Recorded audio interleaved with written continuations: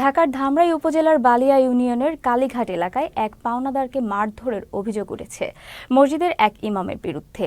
ভুক্তভোগীর দাবি, কয়েক বছর আগে অভিযুক্ত মসজিদের ইমাম জুয়েল হোসেন তার কাছ থেকে 4.5 লক্ষ টাকা হাওলাত নেন। সম্প্রতি সেই টাকা ফেরত চাইতে গেলে ওই ইমাম বাড়িতে গিয়ে পাওনাদারের ওপর ও তার স্ত্রীর ওপর দলবল দিয়ে হামলা চালান। শুক্রবার সন্ধ্যায় উপজেলা কালীঘাট এলাকার ইফতারির আগ মুহূর্তে এই ঘটনা ঘটে। এ ঘটনায় ভুক্তভোগী কাওয়ালিপাড়া তদন্ত কেন্দ্রে একটি লিখিত অভিযোগ দায়ের করেছেন। 30-35 জন লোক আসছিল, বাড়ির থেকে ধরে নিয়ে বাজারে নিয়ে মারধর করছে। পাইয়ে লগা জুয়েলের সাথে জুয়েল যাইয়া বিপ্লবের ডাই বলছে, বিপ্লবে ব্যাগ পোলাপান ফোন দিয়ে আইসা নিয়ে আমি বাড়ির থেকে টাইনা নিয়ে মারামারি করছি।